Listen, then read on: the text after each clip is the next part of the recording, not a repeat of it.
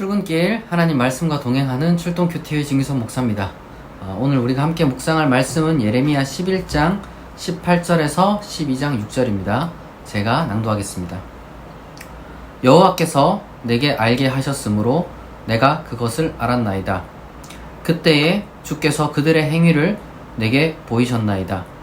나는 끌려서 도살당하러 가는 순한 어린 양과 같으므로 그들이 나를 해하려고 꾀하기를 우리가 그 나무와 열매를 함께 박멸하자. 그를 살아있는 자의 땅에서 끊어서 그의 이름이 다시 기억되지 못하게 하자 함을 내가 알지 못하였나이다.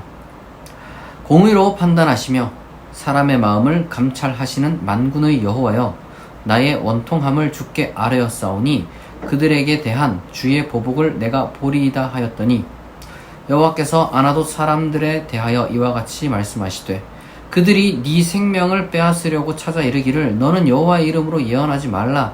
두렵건대 우리 손에 죽을까 하노라 하도다. 그러므로 만군의 여호와께서 이와 같이 말씀하시니라. 보라, 내가 그들을 벌하리니 청년들은 칼에 죽으며 자녀들은 기근에 죽고 남는 자가 없으리라. 내가 아나돗 사람에게 재앙을 내리나니 곧 그들을 벌할 해니라. 여호와여, 내가 주와 변론할 때에는 주께서 의로우시나이다. 그러나 내가 주께 질문하옵나니 악한 자의 길이 형통하며 반역한 자가 다 평안함은 무슨 까닭이니이까? 주께서 그들을 심으심으로 그들이 뿌리가 박히고 장성하여 열매를 맺거늘 그들의 입은 주께 가까우나 그들의 마음은 머니이다. 여호와여, 주께서 나를 아시고 나를 보시며 내 마음이 주를 향하여 어떠함을 감찰하시오니 양을 잡으려고 끌어냄과 같이 그들을 끌어내시되 죽일 날을 위하여 그들을 구별하옵소서. 언제까지 이 땅이 슬퍼하며 온 지방의 채소가 마르리이까? 짐승과 새들도 멸절하게 되었사오니 이는 이 땅 주민이 악하여 스스로 말하기를 그가 우리의 나중 일을 보지 못하리라 함이니이다. 만일 네가 보행자와 함께 달려도 피곤하면 어찌 능히 말과 경주하겠느냐? 네가 평안한 땅에서는 무사하려니와 요단강 물이 넘칠 때에는 어찌하겠느냐? 네 형제와 아버지의 집이라도 너를 속이며 네 뒤에서 크게 외치나니 그들이 네게 좋은 말을 할지라도 너는 믿지 말지니라. 아멘. 오늘 말씀은 또 이제 예레미야와 이제 하나님이 이렇게 대화하는 그러한 장면을 담고 있습니다. 지금 두 가지를 이야기를 하고 있는데요. 첫 번째로는 예레미야가 있었던 그 아나돗 그 출신이죠. 근데 이제 거기 사람들이 너 자꾸 재수 없는 소리 하지 마라, 이런 식으로 이야기를 했다고 이제 이야기를 합니다. 그 전반부의 내용이 바로 그런 거였고요. 그리고 이제 뒤에서는 이제 하나님, 도대체 이 악한 자들이 왜 이렇게까지 근데 잘 되느냐, 이렇게 이제 이야기를 하는 거죠. 그러니까 이거는 사실 다른 게 아니라 그 아나돗 사람들, 그러니까 자기를 지금 협박하는 사람들에 대해서 하나님 왜 가만히 계시느냐, 뭐 그런 식으로 이야기를 하는 거죠. 무슨 말이냐면, 조금 오늘 길게 이야기를 했는데, 예레미야가 이스라엘에 대해서, 예루살렘에 대해서, 유다에 대해서 쉽게 말해서 좀 좋지 않게 예언을 했단 말이에요. 지금까지 너희들이 엉터리같이 악하게 살았으니 하나님의 심판을 받을 것이다 라고 이야기를 하니까 이제 그 고향 사람들이 이제 예레미야를 죽이려고 하는 거예요. 안 듣는 정도가 아니라 그냥 죽이려고 하는 거죠. 그런데 예레미야 입장에서는 도대체 너무 억울한 거예요. 자기는 있는 그대로의 진실을 선포했는데 도대체 왜 하나님 나의 이런 위협 가운데서 건져주시지 않으시느냐, 이런 식으로 지금 이렇게 이제 예레미야가 하나님께 좀 대화라고 해야 될까, 좀 부르짖는 그러한 내용을 지금 이야기를 한 겁니다. 우리가 이런 부분들이 있어요. 사실 모든 사람들이 특히 이제 예수 믿는 사람들이 뭐 두 가지를 좀 경계해야 되는데, 첫 번째로는 하나님의 말씀대로 안 사는 것, 그 자체가 사실 제일 큰 문제지만, 두 번째로는 하나님의 말씀대로 살아가는 도중에 찾아오는 어떤 그 고난들. 그러니까 사실은 하나님의 말씀을 안 지켰으면은 겪지 않아도 되는 고난인데, 하나님의 말씀을 지켰기 때문에 겪는 고난이 있어요. 그러면은 이게 사람이 사실 헷갈리기 시작합니다. 이게 내가 제대로 가는 게 맞나? 이게 진짜 뭐 하나님이 그리고 뭐 날 지켜주시는 게 맞나? 그리고 심지어 사실은 실존적인 고민까지 가게 되는 거죠. 무슨 말이냐면, 하나님 살아계신 게 맞나? 하나님 뜻이라는 게 맞나? 왜 이렇게까지 괴롭고 그런가? 이런 생각을 하게 됩니다. 예레미야도 마찬가지인 거예요. 예레미야도 하나님께서 세우신 그 위대한 예언자임에도 불구하고 하나님의 뜻을 그렇게 선언을 했지만, 결국에는 그가 겪은 그 고난에 자기 스스로가 너무 괴로우니까 도대체 하나님 왜 자꾸 내게 이런 일이 일어나는 겁니까? 하고 이렇게 따질 수밖에 없고, 하나님이 글쎄요, 이게 대답은 하시긴 합니다. 내가 그들도 다 심판할 거라고. 그들이 그렇게 저지른 것에 대한 보응을 받을 거라고. 이렇게 이제 대답은 하시는데, 뭐 그렇다고 해서 사실 예레미야의 마음이 이제 막 누그러지진 않는 거예요. 왜냐하면 자기는 하나님 뜻대로 사는데 괴롭고, 하나님은 분명 저들이 잘못됐고 저들이 이제 벌 받을 거라고 하는데 지금 뭐라고 얘기하느냐? 그러나 내가 주께 질문하옵나니 악한 자의 길이 형통하며 반역한 자가 다 평안하면 무슨 까닭이니까? 그러니까 누가 맞느냐는 거죠. 누가 도대체 내가 맞냐 이거예요. 그런 괴로움이 이제 예레미야에게 뭐 있었다라고 이제 말을 할 수가 있는 겁니다. 저는 이 말씀을 통해서 여러 가지 많은 생각을 하게 되는데요. 일단은 사실 우리가 이 고난이라는 것을, 그러니까 하나님 말씀을 지킴으로써 이 성경 두 개 다 얘기해요. 하나님의 말씀을 지키면 형통할 것이다 도 이야기를 하고, 하나님의 말씀을 지킴으로써 온 고난도 있다 라고 이야기를 합니다. 이 두 개 다 얘기해요. 그러니까 사실 우리는 헷갈리는 거죠. 그런데 여러분, 그거를 우리가 기억해야 됩니다. 악인이 형통하고 의인이 고난받는 그런 경우들을 우리가 볼 때마다 괴롭잖아요. 근데 이걸 잘 들으세요. 우리가 어떻게 살아도 우리 인생에서 고난 없는 인생은 없습니다.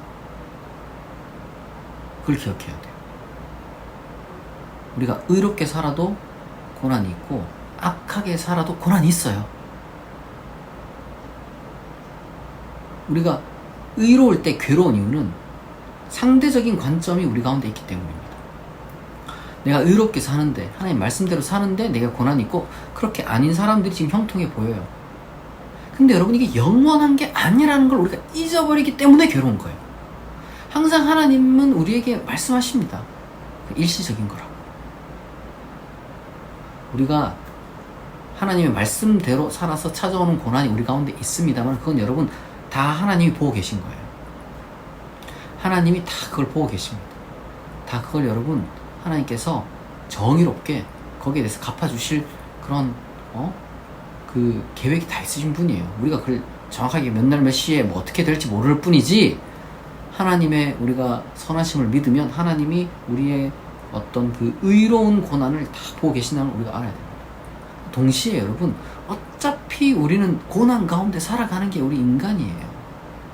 그렇다면 여러분, 선하게 살고 의롭게 살아서 고난을 받는 것이 오히려 우리에게 유익이 되는 겁니다. 근데 괴로울 수 있어요. 실존적으로 괴롭기 때문에 예레미야는 하나님께 막 부르짖기도 하고 따지기도 하고 그런 거죠. 여러분, 그렇게 하세요. 하나님 뜻대로 여러분 살고, 하나님 뜻대로 사는데 찾아오는 고난이 있을 때 여러분 하나님께 따지십시오. 그럴 때 저는 그렇게 생각합니다. 우리가 하나님께 막 따지잖아요. 따질 권리 우리한테 있습니다. 예레미야 보세요. 그리고 여러분, 하나님은 그걸 가지고 뭐라고 안 해요. 동시에 하나님은 다 갚아주실 거라고. 악을 저지른 자들에게는 심판이 있을 것이고, 그 의로운 가운데 고난 당한 것에 대해서 하나님이 어떤 식으로든지 간에 다 갚아주실 거라고. 그렇게 우리가 믿어야 하는 겁니다. 예전에 어떤 영화를 보니까 참 멋있는 영화예요. 근데 제가 그 영화가 뭐 내용을 다 얘기할 수는 없는데, 이제 그 장면이 하나가 있는데 뭐냐면은 물어봐요. 하나님 나에게 용기를 주십시오라고 기도하면 하나님은 그냥 갑자기 뭐 없던 용기를 그냥 막 샘솟게 하는 그런 인간을, 초자연적으로 그렇게 인간을 어떻게 만드실까? 아니면은 용기를 발휘할 수 있는 기회를 주시겠느냐? 하나님, 내가 인내하는 인간이 되게 하옵소서 라고 하나님께 기도하면 하나님은 무슨 초인적인 갑자기 없던 인내심이 생겨서 그렇게 되게 하시겠느냐? 아니면 인내할 수 있는 인내를 발휘할 수 있는 기회를 주시겠느냐?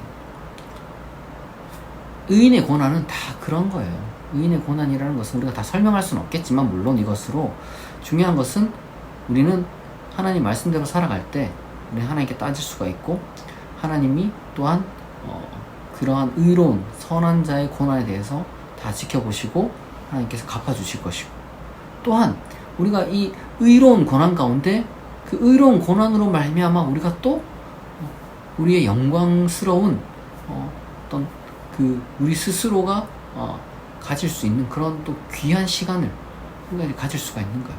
인내라든지 용서라든지 관용이라든지 우리 수많은 어떤 그 우리의 덕을 발현하고 다듬을 수 있는 기회를 하나님께서 지금 주시는 것이다 라고 생각을 해야 돼요. 여러분, 단순하게 우리가 이제 건강한 몸을 만드는 것도 괴롭잖아요. 몸이 좀 힘들 수 있어요. 혹사당할 수도 있죠. 근데 여러분, 그런 과정이 우리를 사실 연단하는 거예요. 그런 것처럼 악인이 형통하다, 나는 하나님 말씀대로 사는데 고난이 찾아온다, 이렇게 여러분 일시적인 관점입니다. 하나님의 그 영원하신 관점에서는 항상 하나님께 뭐라고 말씀하시느냐? 보라, 내가 그들을 벌하리라. 그들을 잘못되게 사는 사람들은 하나님께서 벌을 하신다는 거예요. 영원히 그들이 승승장구하지 않습니다. 악인은 악인의 그 대가를 치를 것이고, 의인은 의인의 그 고난의 보상을 받을 겁니다. 그렇기 때문에 여러분들이 항상 어떤 순간에 있든지 하나님의 말씀을 꼭 붙잡고 살아가시길 바래요. 그리고 성경은 약속하고 있어요. 항상 그 하나님 말씀대로 살아가는 자가 항상 고난만 당하고 마지막 날에 가서야만 보상받다, 이렇게 얘기 안 해요. 그냥 그런 날도 있는 것이고, 또 하나님 말씀을 잘 붙들어서 또 형통한 날도 있는 거예요. 우리가 그 두 가지가 다 항상 우리 가운데 있다는 거. 모든 사람은 다 잘 될 때, 안 될 때 겪습니다. 중요한 것은 내 마음이죠. 내 영혼이죠. 내 마음 자세입니다. 여러분이 힘들 때 하나님께 따져도 보시고, 그리고 또 하나님을 원망도 할 수 있습니다. 그러나 여러분, 결코 여러분들이 흔들리지 말아야 되는 것은 하나님의 길을 떠나서, 의로운 길을 떠나서 악하고 어리석은 길로 가지 않아야 할 것입니다. 힘들더라도 꼭 붙잡고 있으면은 하나님이 갚아주시고 또 형통한 날이 다시 찾아올 줄로 믿습니다. 같이 기도하겠습니다. 하나님, 예레미야가 자신의 예언으로 하나님의 말씀을 선포함으로 고향 사람들로 하여금 많은 그런 괴로움을 겪게 되었습니다. 하나님, 우리가 예레미야도 그러한 일을 겪었다는 사실을 우리가 기억하고, 의인의 그 삶은 형통함만 있는 것이 아니라 고난도 있을 수 있다는 것을 우리가 기억하고, 또한 고난의 순간에 우리가 하나님께 부르짖고 때로는 원망할 수도 있다는 것을, 그런 것이 우리에게 허락되었음을 우리가 기억하고 하나님 항상 붙드는 자 되게 하시고 하나님을 찾는 자 되게 하시며, 그러나 우리가 결국에는 하나님의 뜻에 머무를 수 있는 그리스도인 되게 하여 주옵소서. 하나님의 정의로운 갚으심을 믿는 그리스도인으로서 우리가 살아갈 수 있도록 우리의 마음을 붙들어 주시옵소서. 감사드리며 예수님의 이름으로 기도합니다. 아멘. 여러분, 오늘 주일입니다.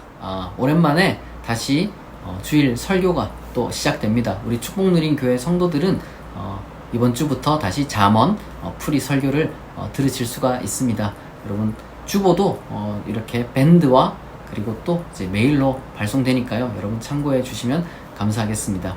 오늘 출동 큐티는 여기서 마치겠습니다. 내일 아침 6시에 다시 만나겠습니다.